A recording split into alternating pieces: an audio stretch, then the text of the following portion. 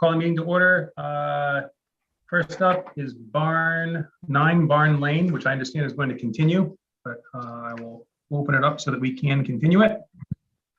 In accordance with the Wetlands Protection Act, Massachusetts General Laws, Chapter 131, Section 40, and the Southborough Wetlands Bylaw, the Southborough Conservation Commission will conduct a public hearing on Thursday, April 1st, 2021 at 7 p.m. via a virtual Zoom meeting. The commission will consider a notice of intent for a project located at 9 Barn Lane, map 81, lot 33, for the applicant Craig and Jolanka McDonald.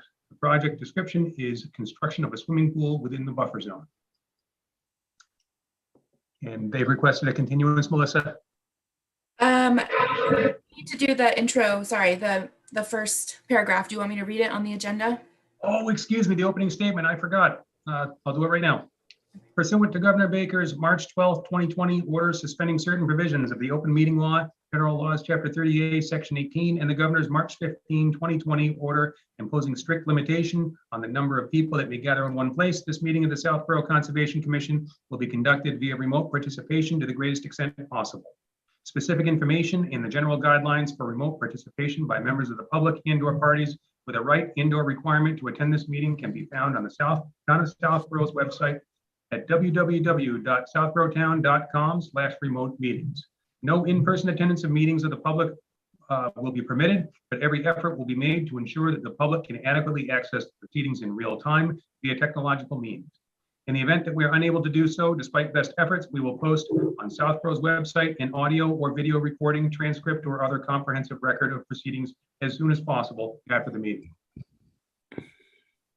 Did you want to do minutes first or go to 9 Barn? Has everyone had the opportunity to look the minutes over? Looks like I see some heads nodding yes. Yeah, why don't we take care of the minutes? Anyone have any changes or comments to make, any edits? I just have one question on the I think it's Nathan Stone Way, where they want to clear the forest. We had a discussion about the importance of the trees in that forest area. I think it's got kind of left out of the discussion. We talked, yes, we talked a lot about the trees in relation to the vernal pool, but I think the trees that we discussed a little bit more about was ironically along the driveway. Yeah, that's when I came up with my comment about seeing the forest from the trees. Yep. Yeah.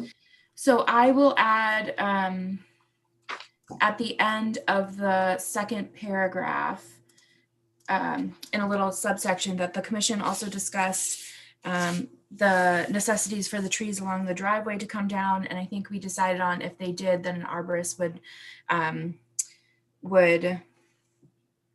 review the trees and submit a letter.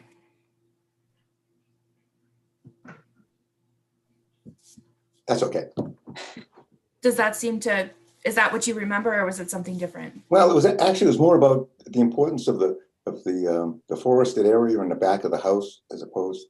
We had a little bit of a discussion that was really more of our focus than the trees along the driveway. Yep. That was really our primary focus. Okay. Do you want me to come up with some proposed language, and then in the next meeting we can go over it again? If you don't mind, that would be great. Not at all. Yeah. Okay. Thank you. Mm-hmm. Okay. Because it's still on our agenda. It's still on our. I still think it's important, and it's on our agenda. Yes. Okay. So I'll edit those minutes, and I will send out the revised copy for next time. Thanks, Melissa. Thank you. And Anybody 9 else? Barn is here, so I will move Peter up. Any other comments or edits on the minutes? Okay, would somebody like to make a motion to approve as amended? So moved. Are we amending them now? Hold on, or are we doing it next meeting? Next meeting. Next meeting. Oh, excuse me. Okay, sorry. What? Draw that then. I'm sorry, I Brett, somehow Brett. managed to miss that. I'm sorry. No, that's fine. Okay, we could have a vote. We actually vote something down. Yeah. It's a lot of extra minutes now. Okay, so that's okay. We're going to table that until next meeting. Oh, Gotcha. Too bad, Um, too bad, Jeff. Okay, so 9 Barn Lane has been, the hearing has been opened, and you said somebody is here. Yes. Peter, you're on mute. I'm trying. Click, click, click. Good evening, Peter Beam is here. Can you hear me? Yes. Great. 9 Barn Lane. This is the McDonald family. We've got 2 items. I guess administratively, we really should talk about the certificate first because without closure of that, we don't proceed with another order of conditions. So this is a very interesting property. This is my first experience up here at Barn. This lot, for the most part, was built within its project limits, which is good. Melissa, are you going to bring up the other one? We can use this one. That exhibit's perfect, even though it shows the pool. So I can explain. The resource areas, we flagged 4 new flags within the resource area that was closest, and that matched up pretty well to what was on the record. And then put in the rest of that, goes further on to the Gay property to the north. And then there's a wetland pool that's in the town of Southborough open space that this project set aside. And I should have started, this is at the terminus of Barn Lane. When Barn was processed, a number of these lots had issues with encroachments and whatnot into the open space. This was not one of them. And certificates were granted for a number of properties and for the road. When the road was issued, it was issued for 9 Barn Lane, subject property. However, the order of conditions that was referenced in the certificate was the one for the subdivision and not for the house at 9 Barn Lane. So this slipped under the radar, and Peter went and grabbed it at the registry and sent it to Melissa and said, Melissa, here you go, here's 9 Barn Lane. And Melissa has exceptionally good records, and I will never doubt her again. Came back and said, no, that's for the subdivision and not for the lot. So the application was prepared for a certificate, and for the most part, it's lawn up to the fence, which is the boundary along the east, north, and west along the rear property limits.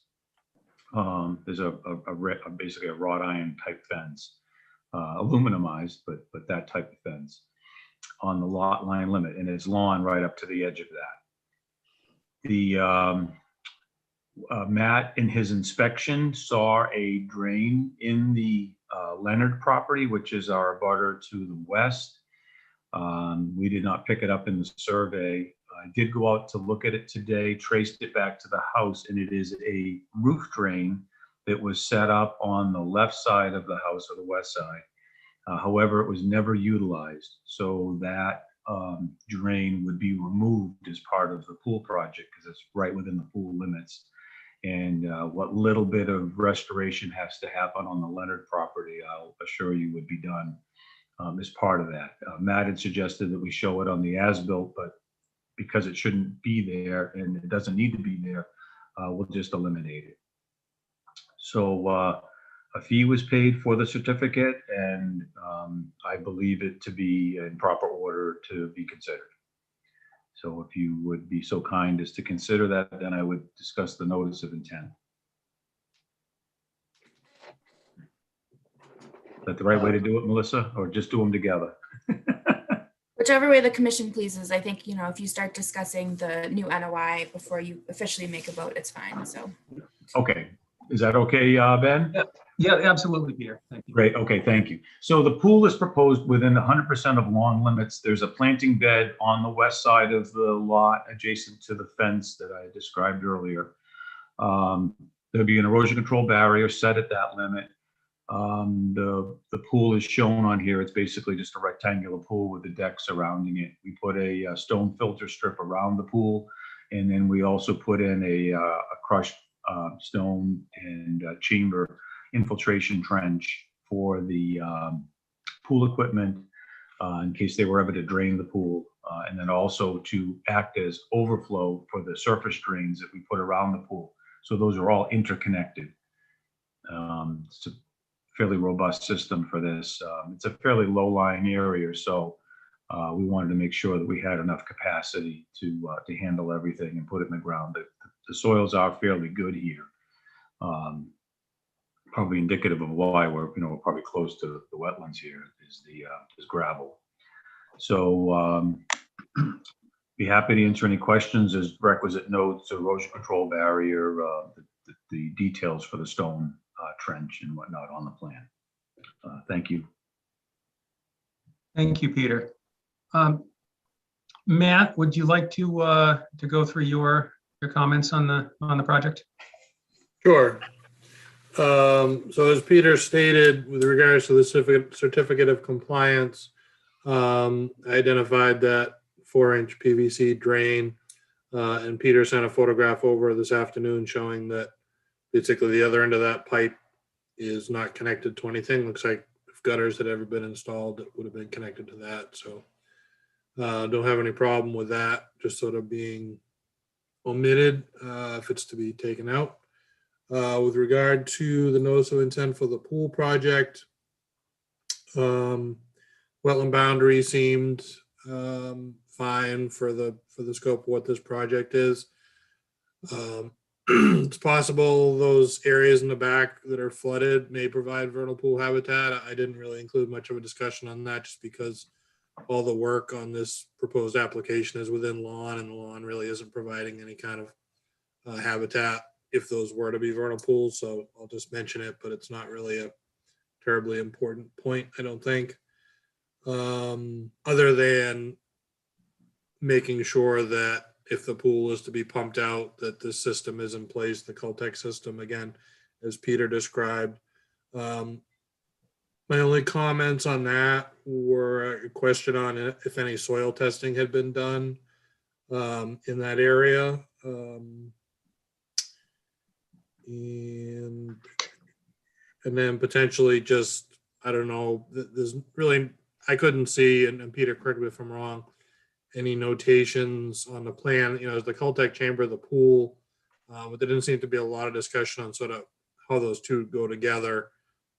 Obviously the homeowner that's building is going to understand that, but if the property were to be sold in the future and somebody were to look at a plan for it, we've also done on some of these pool projects more recently having some signage in the pool, sort of utility shed or what have you, the equipment shed that kind of describes that type of information. So I don't know if that's something that the commission might want to discuss, but overall, project seemed pretty straightforward to me with those few comments I just listed. Thanks, Okay. Matt. Peter, do you want to respond with regards to the soil testing and the possible signage? Sure. Yeah, no, I actually think the signage is a great idea, and I think I'm going to include that as a note going forward. We should put an as-built and we should put it in the pool shed. So that's definitely going to be that note going forward, because someone probably wouldn't know, and the next thing you know, they're going to plant a tree, where they shouldn't be. Right. So I think it's a great idea, and I actually have to go back to that one out in at Wentworth Drive. So I'll actually bring a plan with me when I go, because we did give them an as-built. So good idea. And I want so that as far as the detailing on this, as I described, there will be a perforated pipe included within the stone bed that goes around the pool. So that's getting tied in as well, because we want there to be enough capacity overall here, because it is a low-lying area. We did not do a soil test specifically in this zone. A lot, for this we based upon the fact that the septic system area was good. And if you looked at the overall soils map, it's all consistent soils through the area. So I think we're pretty comfortable that this is going to work. As I said, there's no roof drains on this house, and there's not a lot of erosion around the perimeter of the house. So it is infiltrating quite readily. One other thing I should have added was that we are accessing this area for construction off of barn itself, not going up the driveway. And there's a construction entrance apron. I should have said that, and that's shown there. And then that area would be restored to the pool. And also, because I didn't supply the data forms for the wetland, we're actually, I said to Melissa, we're deliberately looking to have the wetland reflect only this work activity, so that the order of conditions is specific for the pool. The homeowner wants to do something else in the backyard, they should really come back again. And that's why we felt as though it was better just to not, we're not asking you to verify a wetland line. You can put it right in the note, the order, that it's strictly for the work limit shown on the plan. So I hope that answers the questions. Thank you. Thanks, Peter. Yeah, I noticed a portion of the wetland line did not have flag numbers, and I was going to ask that very question, so thank you. And then lastly, do you recall the hydrologic soil group, the overall area? Was it type B, type A? I believe it was a B, yes. That part Walter took care of. Okay, gotcha. Gotcha. Any questions from the commission? I have one. Yes, please. One question about the roof drain. Now, that was not part of a stormwater design, was it? Arr, arr. Yeah. Well, I growled earlier today because I had a picture of the end of it, and I said to Melissa, I had made a PDF, and then PDF was corrupt, and I had already deleted the picture, so I didn't have it. I gotta believe that, again, the way the timing on this project probably predated that, and you know, judging from what I saw on the other homes, I didn't see anything specifically either. And I can assure you there are no roof drains at all in this house. Yeah. And there's no erodible surface either. So Yeah, And and Carl- Carl, that pipe, it wasn't like it was going to an infiltration system or something. Yeah, I realized. Discharging Yeah. off property, which probably it shouldn't have been Yeah. to begin with. Yeah, it was on the abutters a lot, that's right. yeah, it wasn't a very good stormwater. So, yeah. Right. Yeah, other question, is there gonna be a fence? It's already in a fence, Carl, so Oh, it's yes, already- okay, it's already this in is fence. already a fenced-in backyard, yes. Oh, all right, okay. It's as if they anticipated a pool, but didn't, and actually, I believe that there was a pool already permitted on this. I think that's another discussion that Melissa and I had, but that it expired. Okay, So, okay, those are my questions, thank you. yeah. Hey, anybody else on the commission? Okay, if there's anybody in the audience who'd like to speak on this, you can use the raise hand function and Melissa can promote you up to offer your comments. I am not seeing any raised hands. Okay. So with no further comment from the commission or the public, I think it's time to act on the certificate of completion. And it sounds like there are no conditions or anything to add to that. Would anyone like to make a motion to issue a certificate of completion?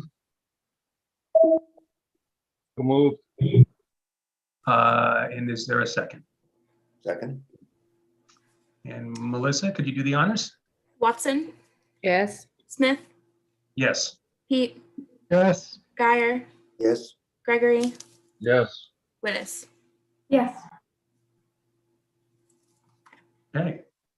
And now the notice of intent. First, we need to, before we go any further, Melissa, have you put together our standard conditions for this? I have, yes, and You there's have. the number. I have the abutter slip, so everything administratively is all set. Okay, so after we close the hearing, then after that, it sounds like we have enough information to also issue an order. So first things first, is there a motion to close the public hearing? so move. And do we have a second? Second. All right, Watson, Yes. Smith, Yes. Pete, Yes. Guyer, Yes, Gregory, Yes. Willis. Yes. All And we right, can- so, I'm Oh, sorry, go sorry, ahead. we can do the conditions at the end if that's easiest. Okay, let's see. You know, I don't think there's really. There was just the pool equipment and any conditions you might want to have on discharge, you know, making sure that it's not discharged to the wetland. It's either pumped off site or if put into the infiltration. Yeah, so yeah, signage for the discharge. And it sounded like an additional condition that the pool shall not be pumped towards the wetlands in any event. And then also, Oh, go sorry, ahead. go ahead. No, I'll basically copy and paste what we did for presidential, which was the Yes. soil testing, the signage, and the discharge. Great. And then lastly, we are not certifying, we're not approving the wetland line Yes. as part of this process. And I believe those are all the conditions that were discussed. And with that, would anyone care to make a motion to issue an order conditioned as discussed? Thank you. And is there a second? Second. All right, Melissa? Watson, Yes. Smith, Yes. Heat, Yes. Guyer, Yes, Gregory, Yes. Wittes. Yes. All set. Okay. Thank you very much. Thank you. Okay, so it was 41 Oregon Road that requested a continuance. I'm sorry, I got them mixed up. You sent me the email earlier and I switched them around in my mind. Okay. I will open that one up. So that, are they still seeking continuance? Are they? They are, yes. Okay, so I'll open it up so that we can continue it. In accordance with the Wetlands Protection Act, Massachusetts General Laws, Chapter 131, Section 40, and the Southborough Wetlands Bylaw, Southborough Conservation Commission will conduct a continued public hearing on Thursday, April 1st, 2021 at 7:10 p.m. via a virtual Zoom meeting. The commission will consider a notice of intent for a project located at 41 Oregon Road, map 16, lot 12, the applicant Stephen Legger. The project description is construction of a garage within the buffer zone. They've requested a continuance to our April 19th meeting. Is that, excuse me, bad math, April 22nd meeting? 22nd. Okay. Is there a motion to continue this until April 22nd? And is there a second? Second. Was that Jeff? I believe so. did. Maybe somebody else too. Okay. All right, Watson, Yes. Smith, Yes. Heat, Yes. Guyer, yes, Gregory, Yes. Wittes. Yes.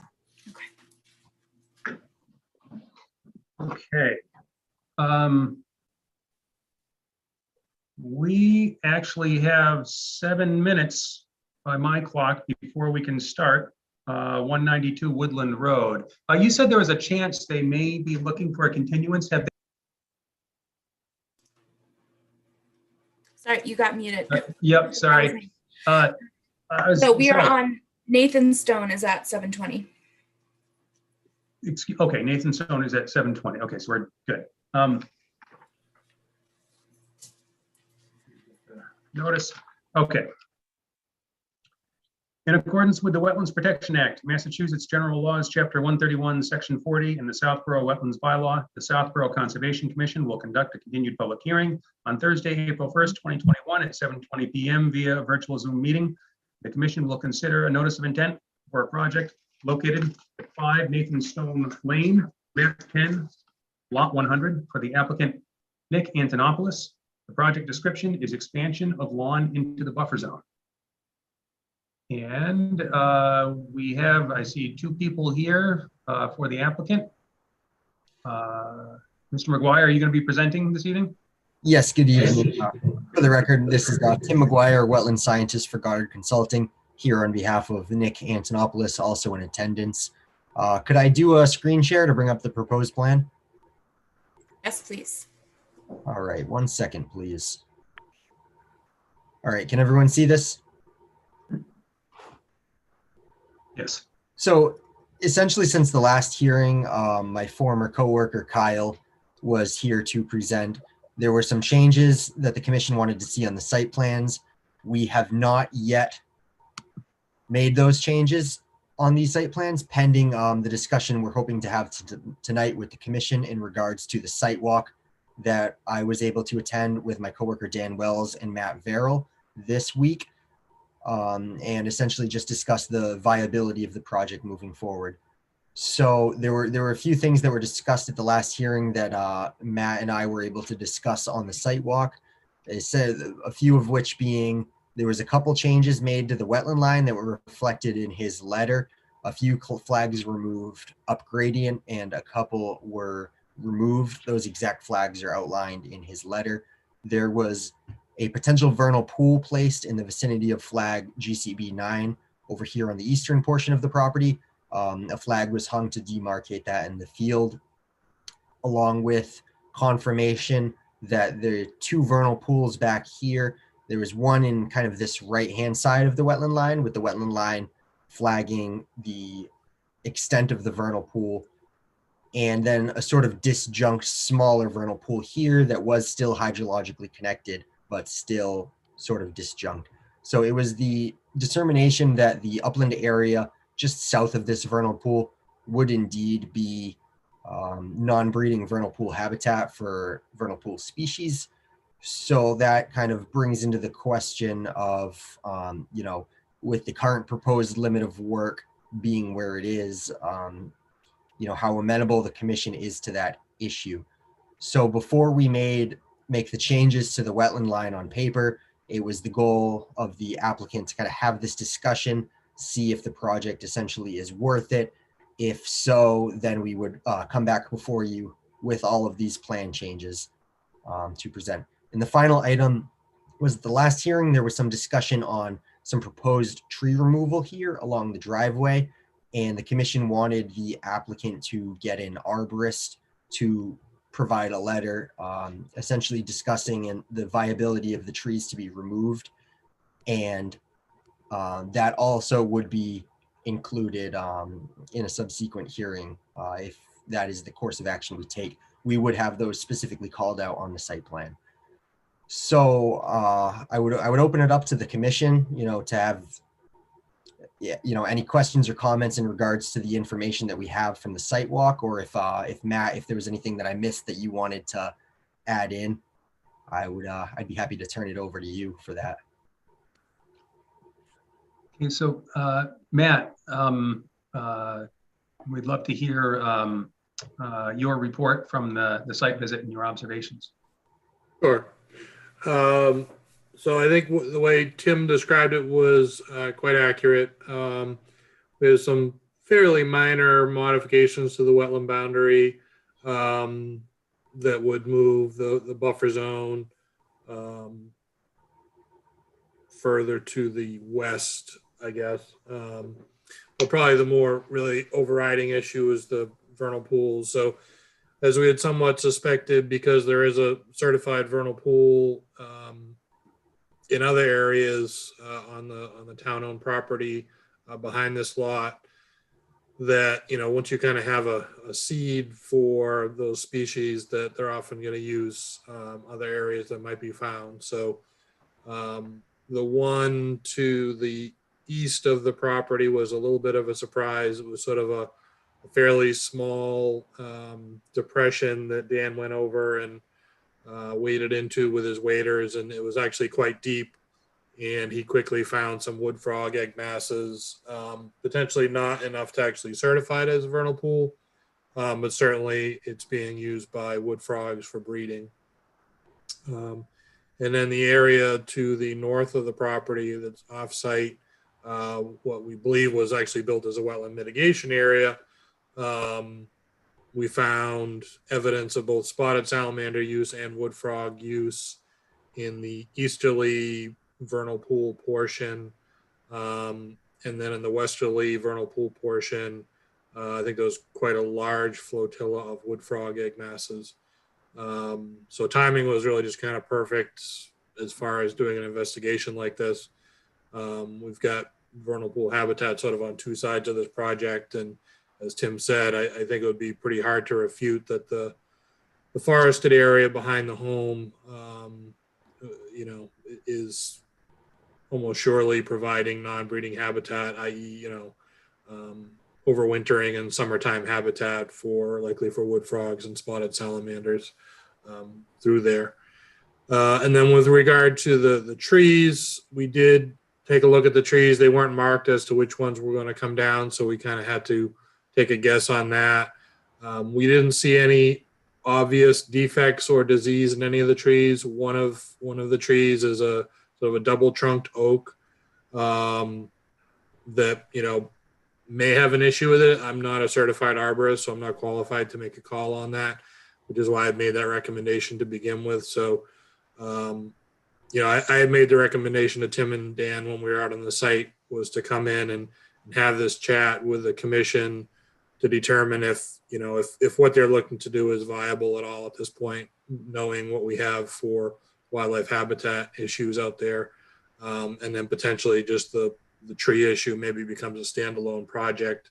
Rather, you know, and that recommendation was made just so the homeowner wasn't going to spend a lot more money on survey or reports or what have you, if this wasn't going to go anywhere. So that's about it. Thank you very much, Matt. So I'd like to open this up to the commission. Are there any commissioners who have questions or comments they'd like to share?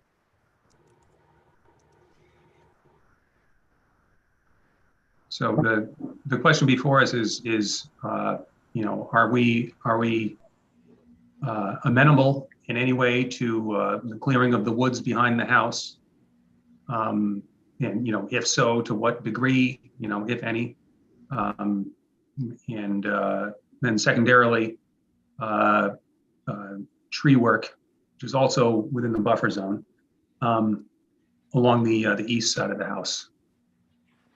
So, So it sounds like we're not going to be conducting a formal vote this evening, but I think it'd be very helpful to the applicant if we could give him an idea of where the commission sort of sits on this.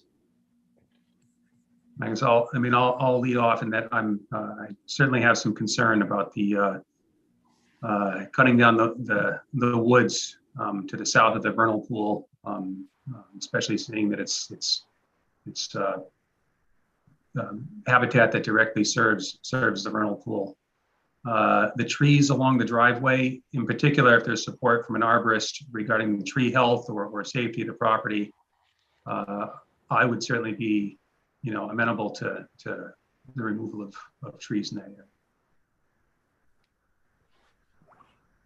area. I'll second Ben's comment.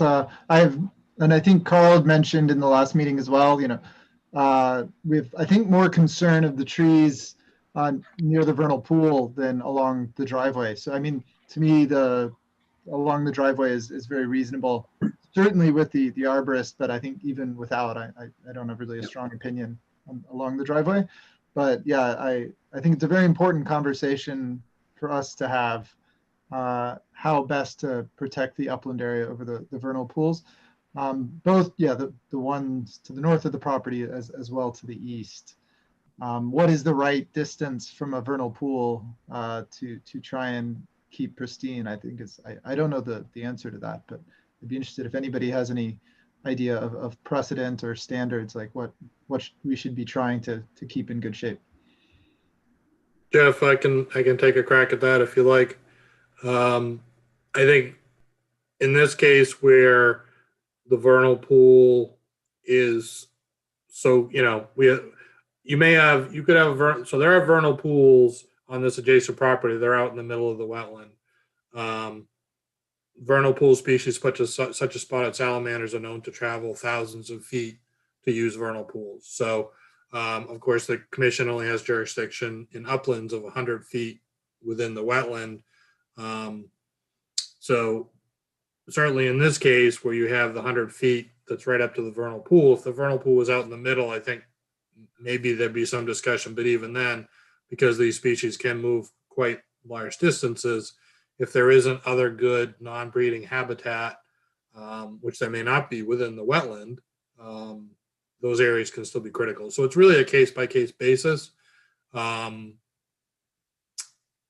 But I think if you have your vernal pool that's sort of right at the edge of your wetland, that 100-foot buffer zone becomes all the more important. Again, looking at it in context, you know, you could certainly ask the applicant here to do some sort of a study, say, okay, well, are the species actually coming from this site? You know, let's look at the overall picture. How much is developed? How much isn't developed?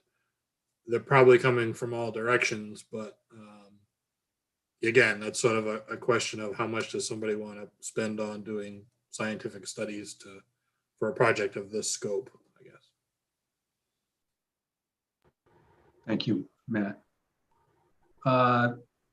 Anybody else on the commission so that we can give Mr. Antonopoulos, sort of some feel where the commission as a whole sits on this. Ben? Thank you, Carl. I agree with what you said about trying to protect this area. The only thing I've kind of lost track of this is, what was the purpose of this? Was there a specific purpose that we would want to know why they want to clear this area? Is it just to create more yard, or is it there some other driving force here? Just so we understand why, so we have a full understanding of why they want to clear this.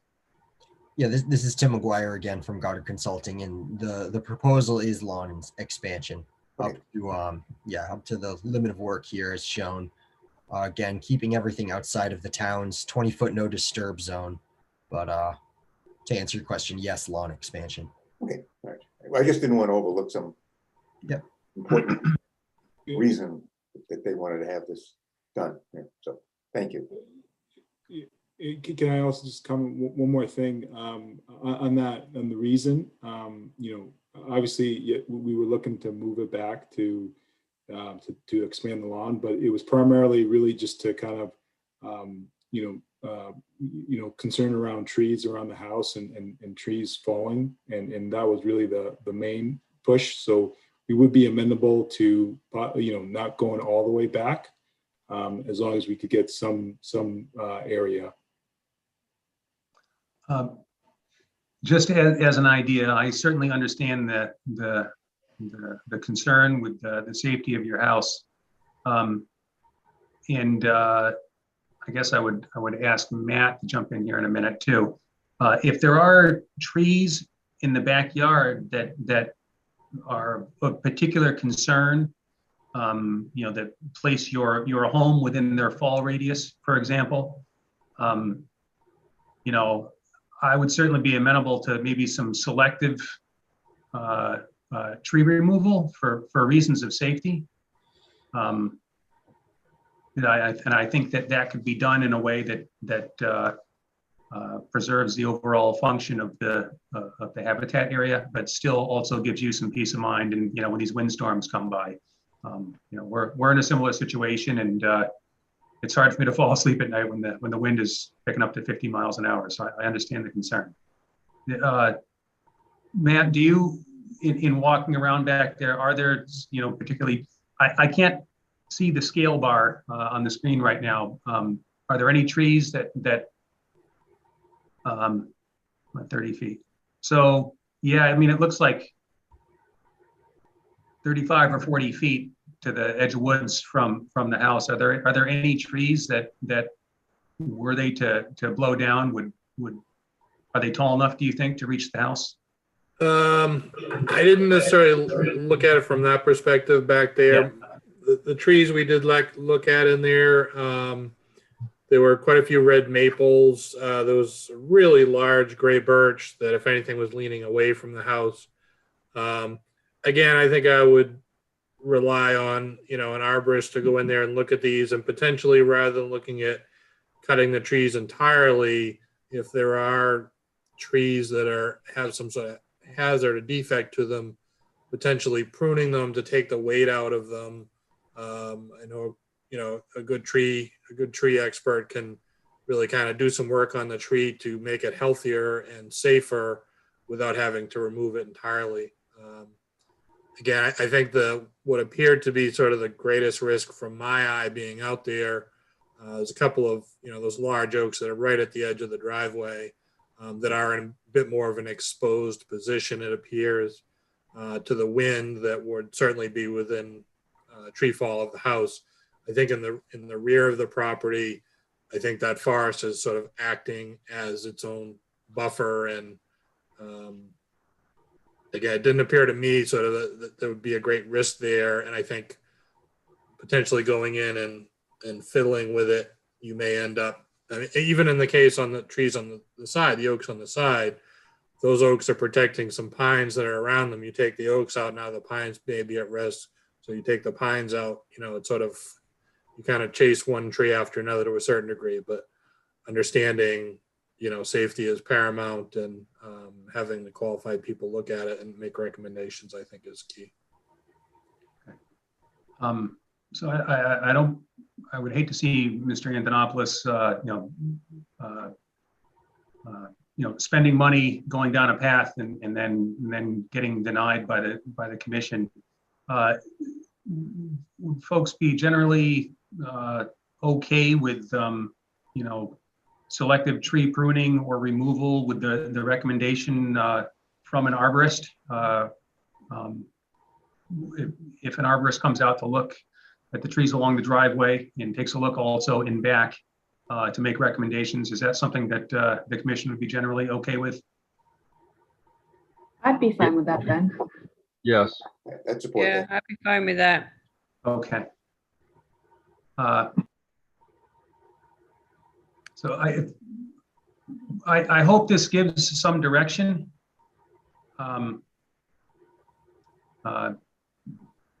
Helps you plot a path forward.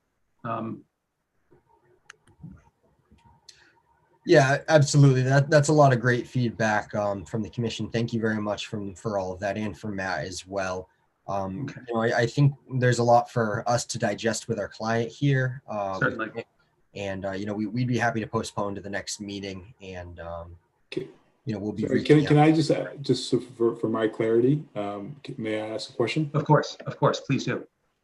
So just for my understanding, like I said, the intent in the back is for twofold, right? It's yes, we do want to expand the lawn, as well as for the safety reasons. So I understand that understand the vernal pools and the issues around that. I'm just curious, is there an opportunity here to at least expand the lawn a few feet into it, or is it really the only option here is just to prune a few trees? I'd like to ask this of the commission, if there's if anyone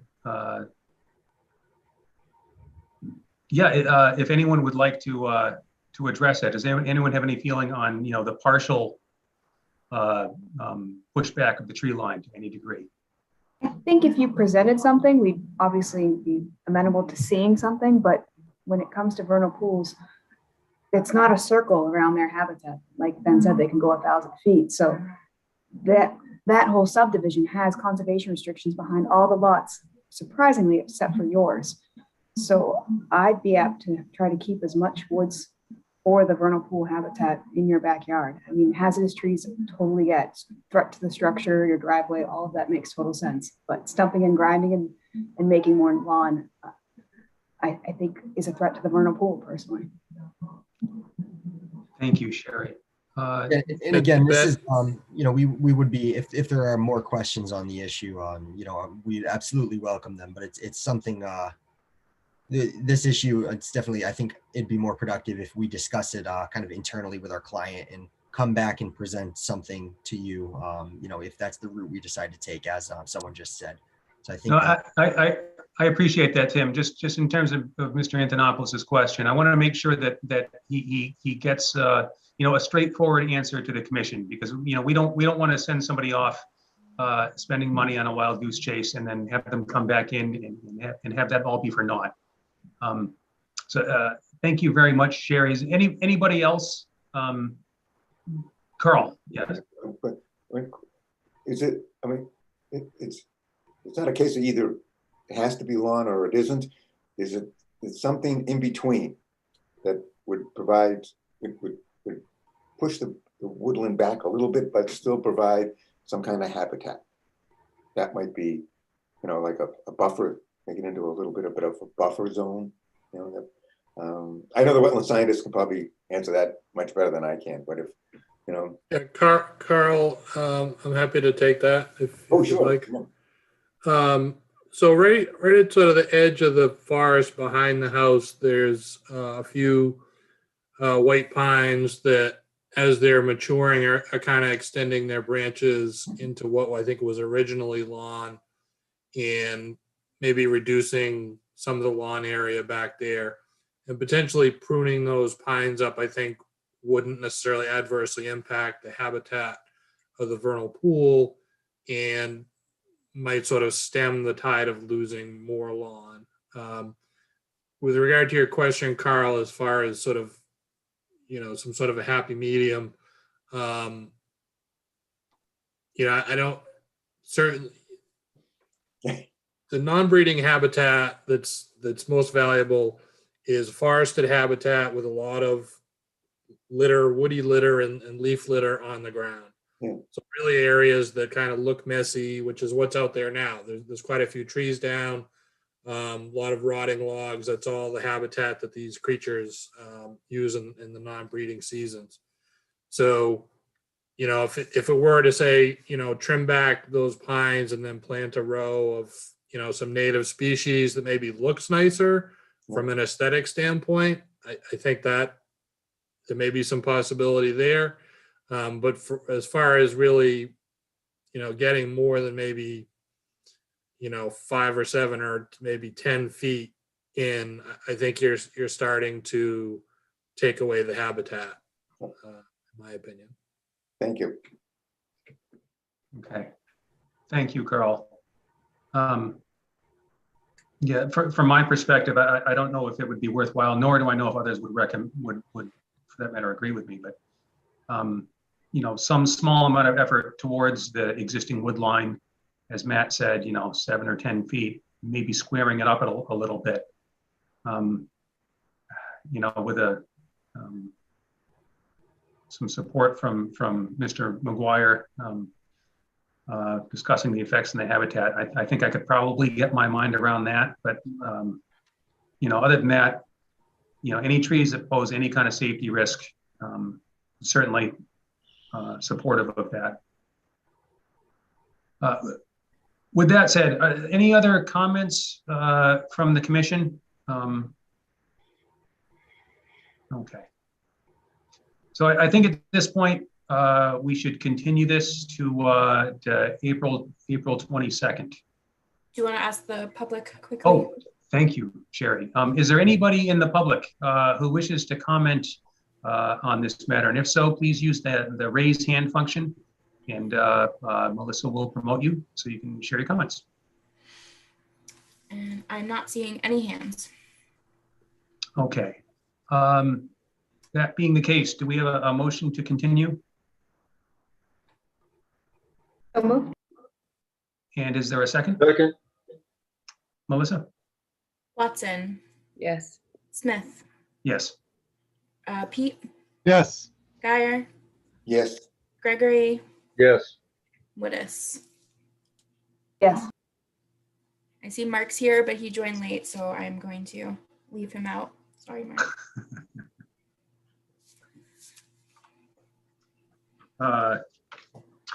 Well, I think I'll be turning the reins over to Mark. Yes. As long as he's ready. All right. Mark, if you can hear us, you're on mute.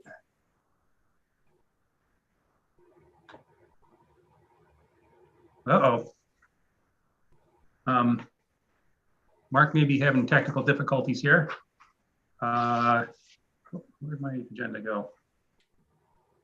And if he's not on in a couple of seconds here, I think we will move on to 192 Woodland Road. All right, thank you He's very got a much. great smile, though. Thank you, Tim. Have a great night. All right, yeah, it looks like Mark may be having some technical difficulties, so we'll move along to 192 Woodland Road. In accordance with the provisions of the Southborough Stormwater and Erosion Control Bylaw, Southborough Zoning Code, Chapter 174, Section 13.5, Wetlands Protection Act, Massachusetts General Laws, Chapter 131, Section 40, and the Southborough Wetlands Bylaw, the Southborough Conservation Commission will hold continued public hearings on Thursday, April 1st, 2021 at 7:30 p.m. via a virtual Zoom meeting on the petition of Silverleaf Homes LLC for the demolition of existing buildings and construction of 2 new single-family homes at 192 Woodland Road, map 9, parcel 24 and 28.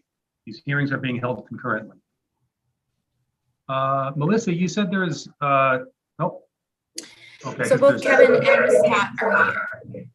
Fantastic. welcome. And would you like to give us a presentation? Sure. Thanks very much. Kevin O'Leary from the Gilson Company, and I'm joined by Scott Goddard from Goddard Consulting, representing the project development, Silverleaf Homes.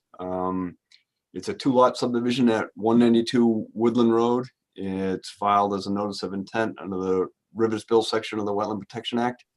And since we last met, I can't remember if it was 2 weeks ago or 4 weeks ago, but at the last meeting, we still had snow cover, and Matt had to walk the site, and we had not received DEP comments yet.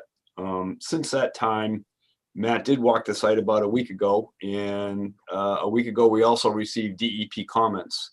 When we met with the commission, not met, I'm sorry, but when we had the Zoom meeting with the commission, there were several items to add to the plan at the commission's request, some detailing on the stormwater systems, and trying to incorporate Matt's comments in addition to his amended comments, which were issued, I think, the 30th of March. We're trying to get together the plan revisions, and we've come across a lot of little issues that we have to straighten out to get in order to make revised plan edits. So this project is, there's a lot of riverfront area on it.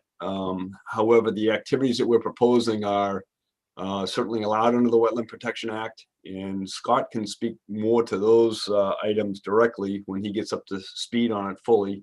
We can certainly have a detailed discussion tonight on it, but the project is for two proposed single-family houses. There's an existing single-family house on the property. It's 3.4 acres in size.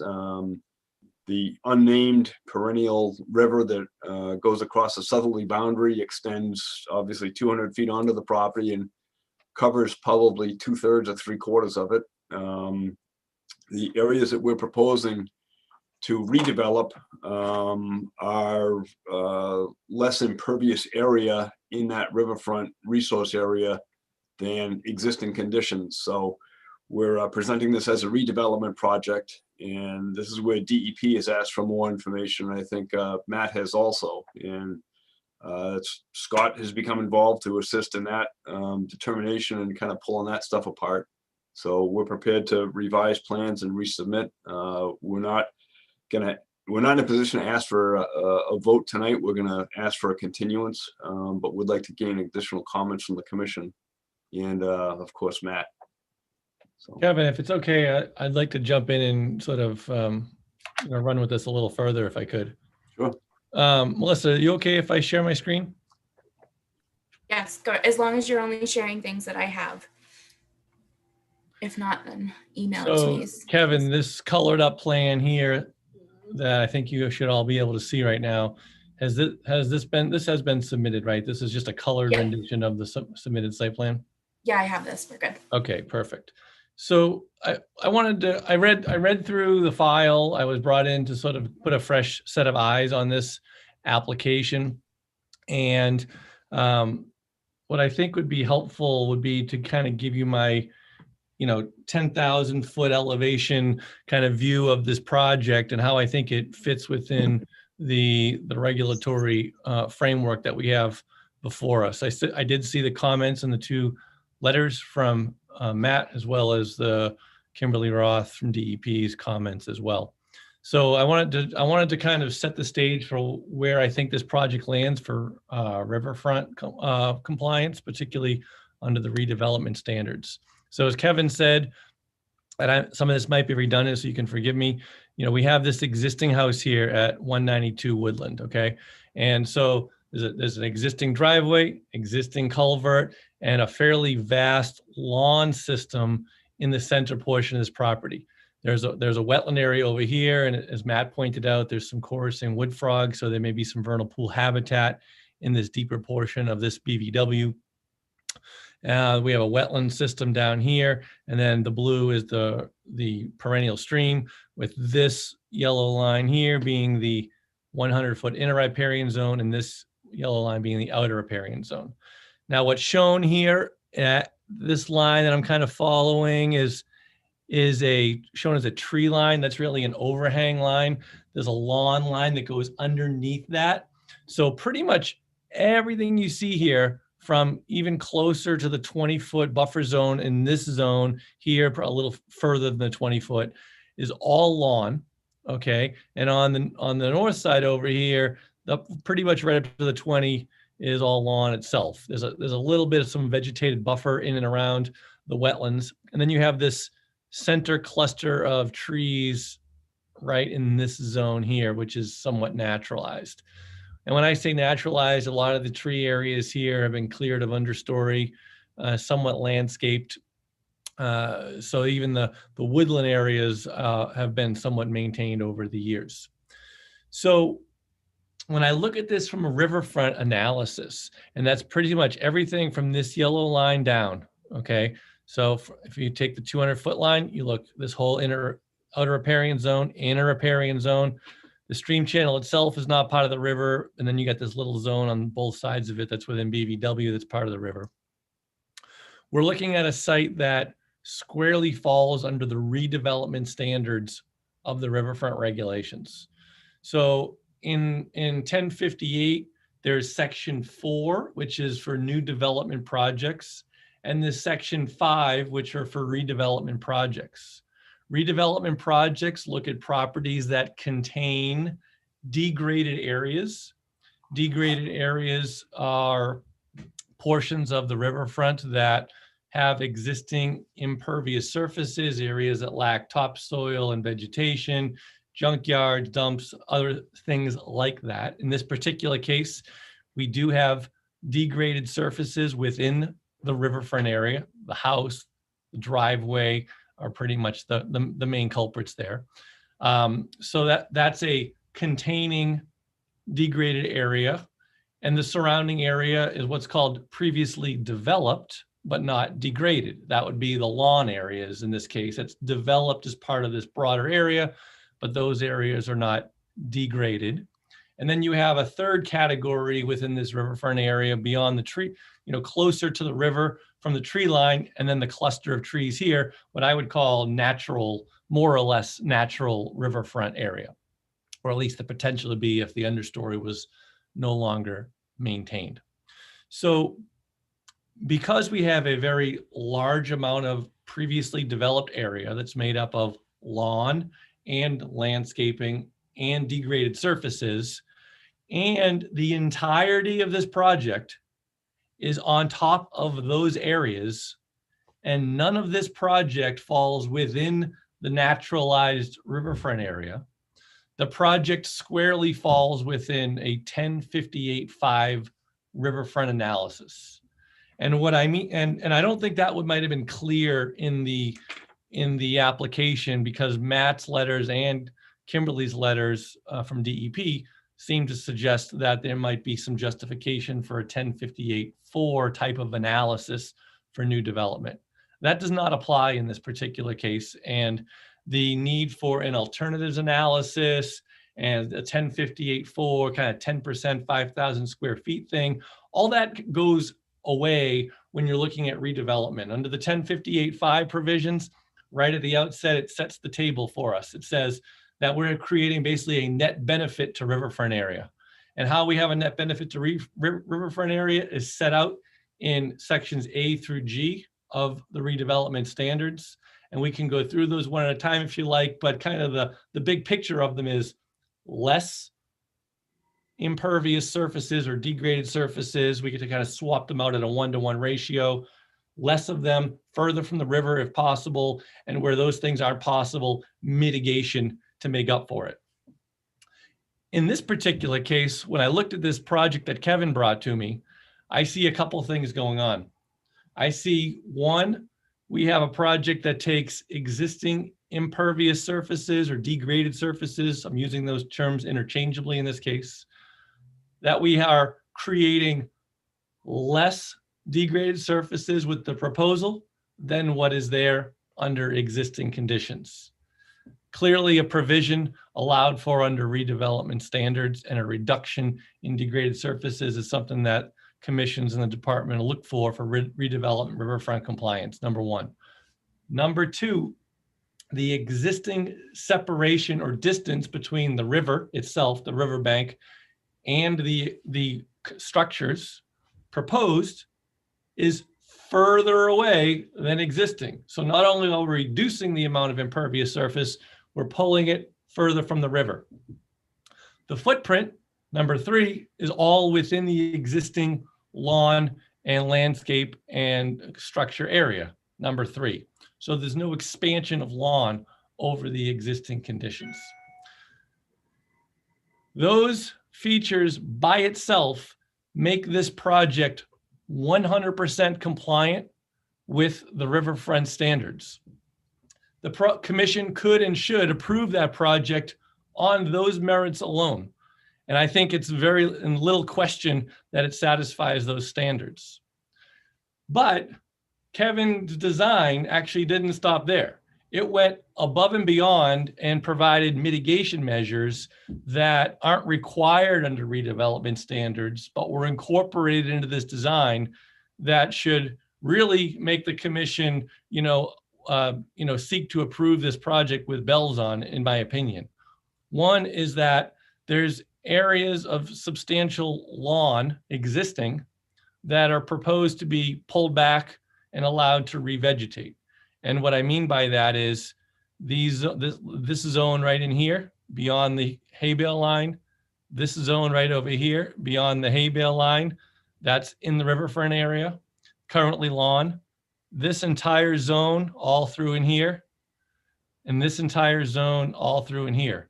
So there, I don't know the number, Kevin may have it handy, but there's thousands of square feet of lawn proposed to be removed from this riverfront area in the direction of the river. In other words, those reductions are a continuous extension of the existing woodlands into the uplands on the site, which is what's sought after if we were looking to use these areas as mitigation, which again, we don't need to comply, but those are being offered in this project.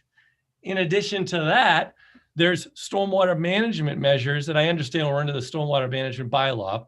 But if we put that aside for a second and just strictly look under the riverfront standards, the stormwater basin put up here by the driveway, the roof infiltration, which are all improvements over existing runoff conditions, are additional infiltrative benefits to the riverfront area and therefore overwhelmingly make this project compliant with riverfront redevelopment standards. So that said, I think the standards for riverfront are easily satisfied as it stands. If the commission or the department wants to see a fancier kind of write-up analysis outlining everything I just said with some graphics and tables, that can easily be done. But just as a verbal presentation, that's where I stand on this. There should not be a request for an alternatives analysis. It doesn't apply in this case. There should not be a request for the 5,000 square feet, 10%, those kind of analyses. They don't apply in this particular case because we can say on its face, this project is a net benefit to the riverfront area. So that's my take on riverfront in this particular case. The 20-foot buffer zone, vernal pool stuff, bylaw, et cetera. I think what we can say there is that if this area up in here does serve some vernal pool functions, and I did go out there today and I heard some chorus and wood frogs as well that Matt mentioned in his letter. So there's probably is some breeding habitat in that BVW. This is outside of riverfront area discussions. But what we're doing here is preserving all of that area that is the upland habitat for vernal pool species, because we're not pushing the work into the existing, beyond the existing limit of lawn / landscaping in this zone. And what we're doing globally on the site is adding a lot more naturally vegetated areas, including areas like this right up in here, up adjacent to the vernal pool, areas right down in here, right up near the vernal pool. And this limit where we're doing our work is no greater than what's already existing. So I can also say that, again, without doing a fancy analysis, we can say that this project will provide a net benefit to the upland non-breeding habitat of that potential vernal pool, kind of in light of the conversation of the last hearing with Nathan Stone. So I'm kind of new into this project, but that's my quick assessment of things. And we can kind of take the discussion from there, I guess. Thank you, Scott. Matt, Yes. love to hear from you relative, at least for my part, in particular to the riverfront area concerns. Absolutely. So as was outlined in my initial review memo, and I think echoed by DEP, I'm not sure we're in agreement with Mr. Goddard as to the non-applicability of 10.584. There certainly are regions of Mass DEP, particularly Western region, that will look at if there's any redevelopment on a site, they consider the whole site redevelopment, and they only look at 10.585. In my experience, in Central Region, Northeast Region, Southeast Region, they, DEP and most conservation commissions, and I think this commission in the past, will look at a site like this and basically break it into what part is redevelopment, what part meets the standard for redevelopment, meaning we're dealing with degraded areas. Mr. Goddard was accurate in describing what degraded areas are: buildings, pavement, dumping grounds, junkyards, things like that. It's pretty clearly explained in the regulations. What's not listed in the regulations as a degraded area is lawn. So lawn is not considered degraded. It's certainly, I think we can all agree that lawn is an area that has been disturbed and probably doesn't have this, certainly wouldn't have the same value as an undisturbed forested area or a BVW that may be within a riverfront area. But it does not, per the regulations, it does not fall into the category of degraded. So it has to fall into the category of new development, but with the understanding that when you're doing your alternatives analysis and you're looking at your 5,000 square feet and 10%, that the commission can certainly view that if it's lawn that's being disturbed and lawn that's going to be put back, that I think there's a certain amount of flexibility there in the commission's review to acknowledge that and not to necessarily penalize the applicant because their new development falls within lawn area. So I think that's where Mr. Goddard and I fairly strongly differ just on that point, which is sort of a fairly narrow regulatory argument. And I think DEP, based on their comment letters, would agree with my point of view on that, for what it's worth. In the overall picture that Mr. Goddard painted as far as opportunities for improvements to the site, for reducing lawn, for reducing impervious area, for potentially improving habitat around the vernal pools, for increasing infiltration and improving stormwater management, I'm in agreement that I see opportunities all over this site for that. And it appears the applicant is willing to take advantage of those opportunities. But what it really comes down to is for the commission to make their decision. Obviously, they need to have the information in front of them. They need to have tables that list the impact numbers and how it meets the regulatory criteria for various thresholds. Seeing figures that show specifically, how are areas going to be restored? Where are they? Why are they important? And I think with all that information submitted, which it sounds like the applicant is willing and able to do, I would imagine the commission can get to a point where this project can be approved once we've seen exactly what is proposed and that it does in fact meet all the standards. Thank you, Matt. And you mentioned how we've treated similar projects in the past. And my recollection of other riverfront projects that we've addressed that have a redevelopment portion, we've treated the development within existing grass areas as new development. And I'm thinking here particularly of Fay School athletic fields, the analysis that was performed there.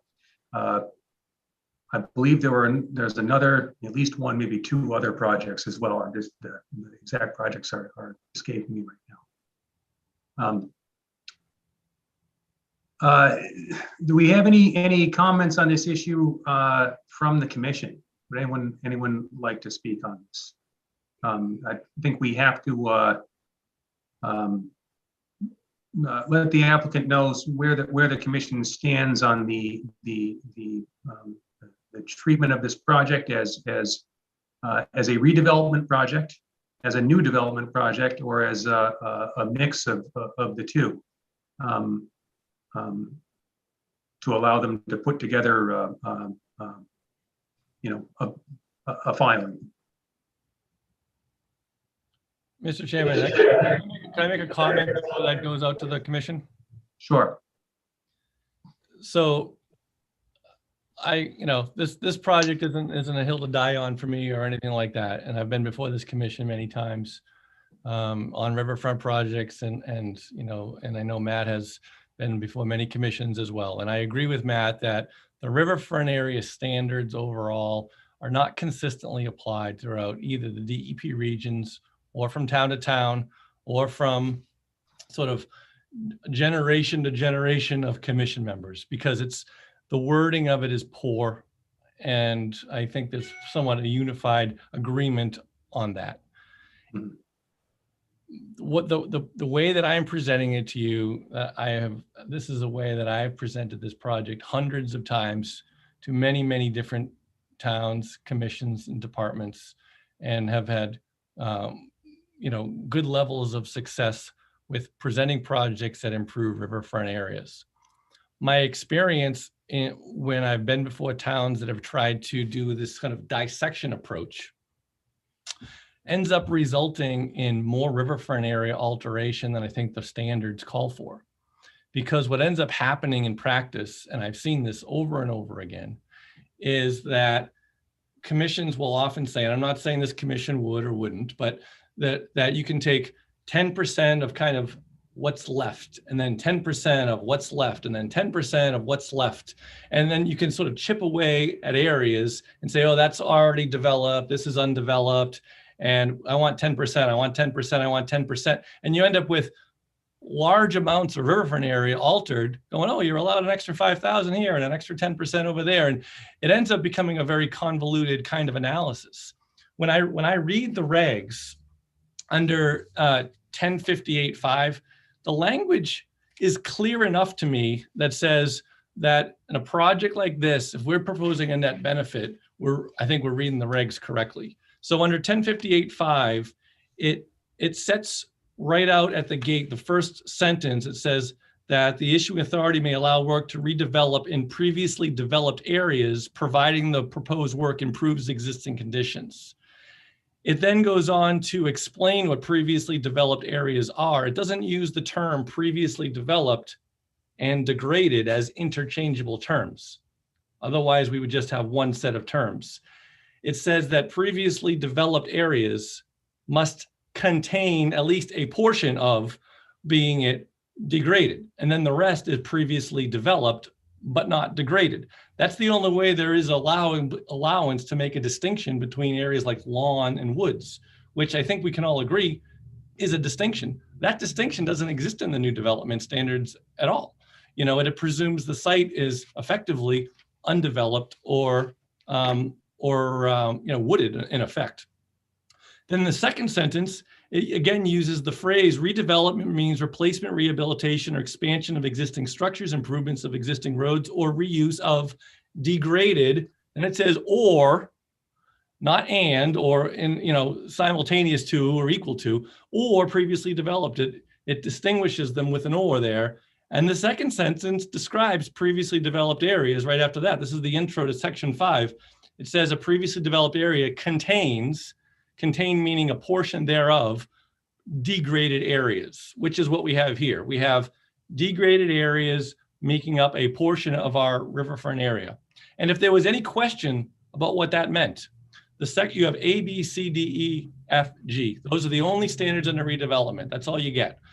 And the very first one, A, it gives this umbrella approach on how redevelopment is looked at. It says this, I'll just read it in its entirety. It's only 2 sentences.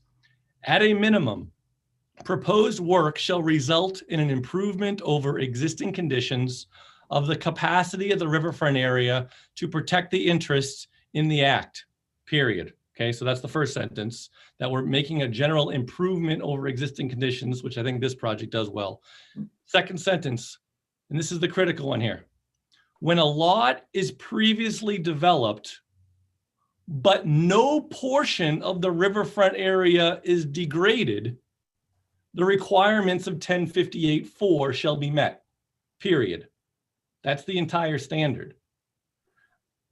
The only way I understand how to read that sentence is it says that there can be such a case where you have a previously developed riverfront area that has no portion of it as degraded. In other words, if our house and driveway were out of the riverfront area and we just had the lawn, in this case, in the riverfront area, I would say we're no longer dealing with a redevelopment project, because in that case, we'd have no portion of the previously developed area being degraded.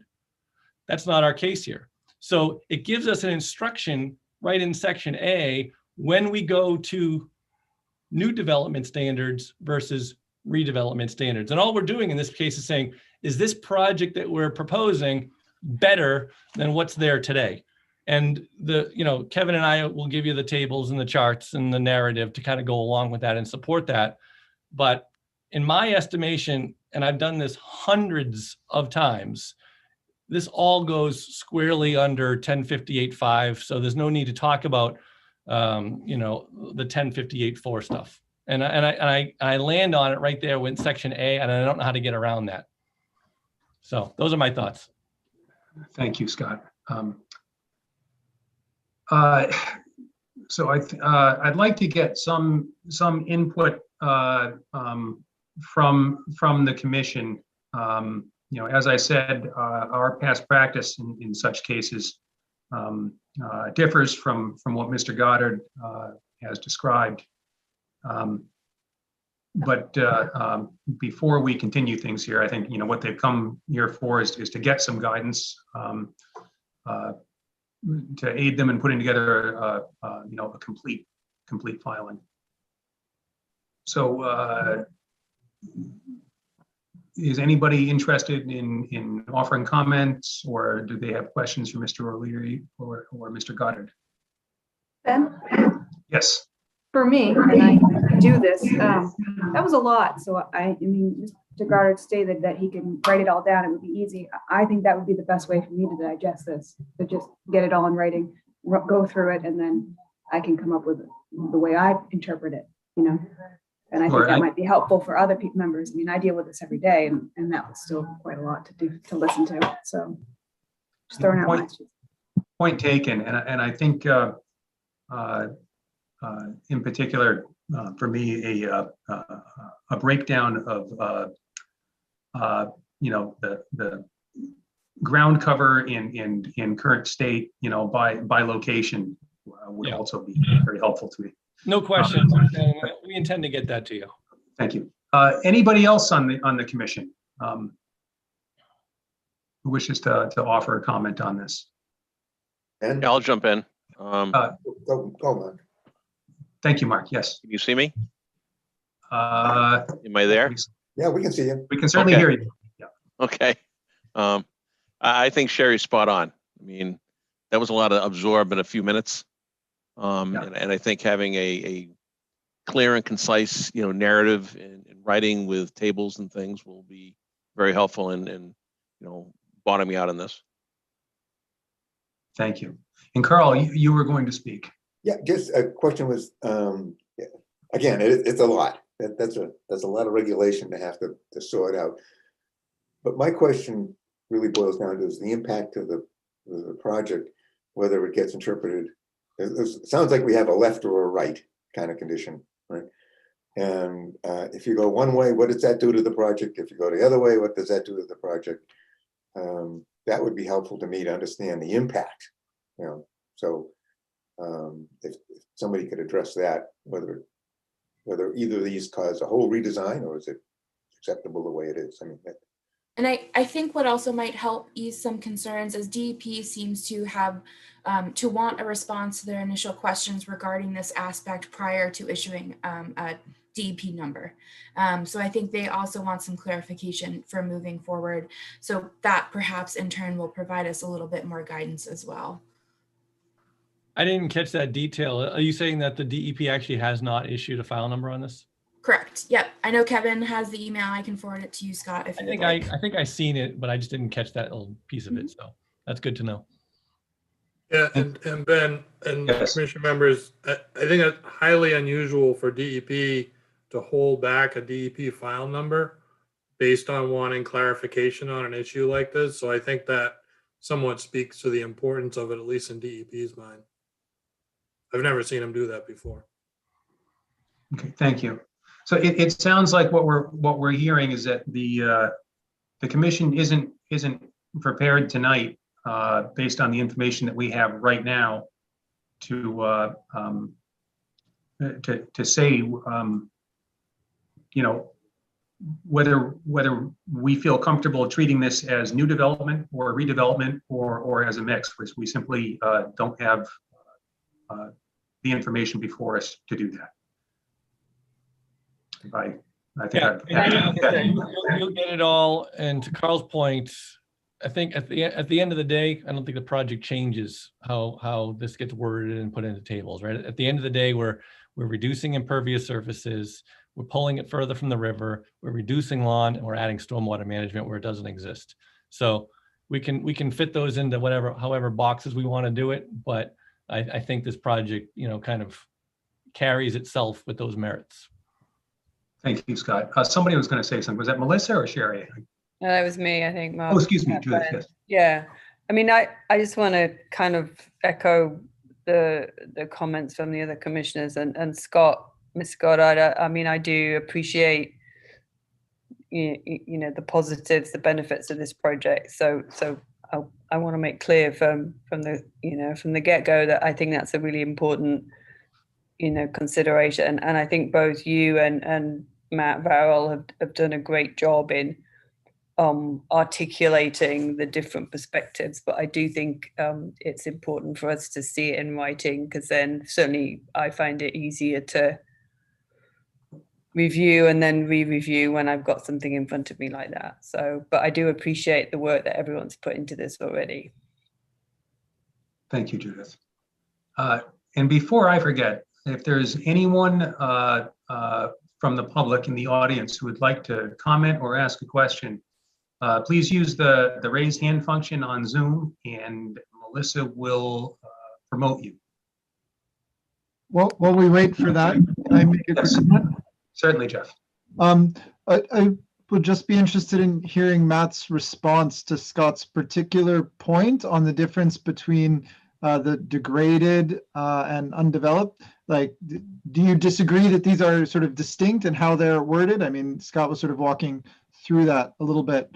I'd be interested in Matt's perspective, and then also I'll also echo what others are saying, that ultimately we'll judge the project on sort of the overall influence, and so it's very good to hear the sort of high level analysis that this is a net benefit.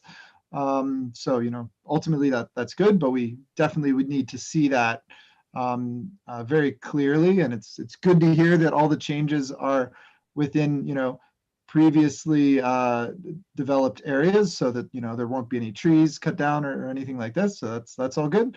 But it sounds like then it's really just a matter of which regulatory decision. Is that correct? Yeah, Jeff, I guess I'll respond to that. I mean, I think we do have sort of two things here. We have the project as a whole that I think probably all of us look at it and say, yeah, there's potential here to get this approved. It's just a matter of putting it through the right process so that one, the commission isn't setting precedent saying that, okay, well, if you have some portion of a project that's degraded and qualifies as redevelopment, that you can treat the whole project that way. And I think that's sort of the slippery slope that the commission needs to be a little bit wary of. I mean, I would like to see Scott's take on this in writing myself and be allowed to respond to it. I think my perspective is more what I've seen in my hundreds of applications that I've dealt with over the 30 or so years I've been doing this, and how DEP has interpreted it and how most commissions have interpreted it.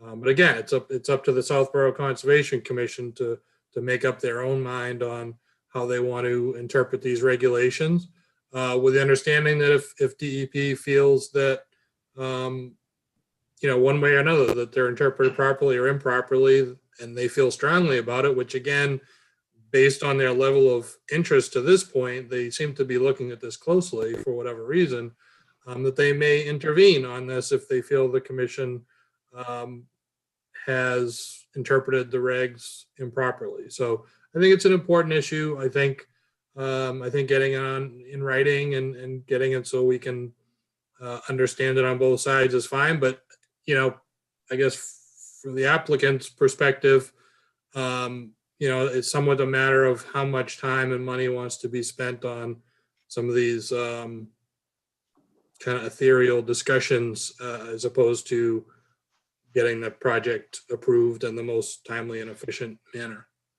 And Matt, to that point, I may end up in my narrative just showing compliance with either side of the coin. You know what I mean? So to your point, to not just drag this on for the sake of an intellectual debate, but to kind of keep the ball moving forward. I would like to recommend that approach, Scott, just in the interest of expediency. Looking at the project, it appears that from first glance, it certainly appears to be a permittable project that will provide a net benefit. For my part, I feel a compulsion to act consistent with the way we've acted in the past. So that approach, I think, would allow us to do that. Melissa, did we have anyone raise a hand? We did not. We did not. Okay. Do we have any other questions, comments, or concerns from the commission? So at this point, it looks like we will be continuing to April 22nd. And do we have a motion to that effect? So Move. And a second? If Sherry proposed it, I'll second it. or vice versa. Right, whichever. Give it a right. stress. Watson, Yes. Yes. Smith, Yes. Pete, Yes. Guyer, Yes, Gregory, Yes. Wittes. Yes. Passamato. Yes. Okay. Thank you very much. Thank you very much. Have a good night. Thank you all. And with that, I'd like to turn things over to Mark. If that's okay. Oh, sure, Ben. Is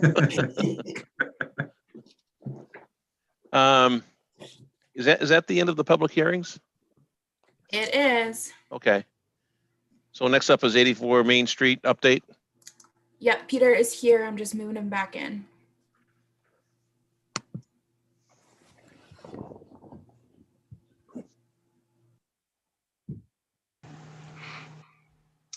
Go ahead, Peter. I'm back. Good evening. Got to watch out, Mark. Ben runs a good meeting. I noticed that. I was enjoying it.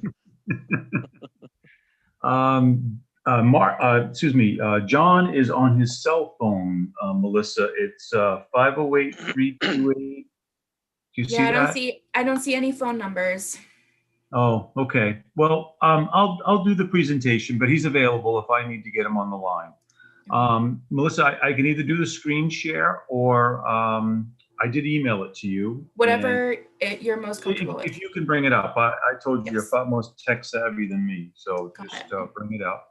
When we last met, we discussed that we would pull back the riprap along the DCR aqueduct here. And that is the view going back to the west towards the chapel.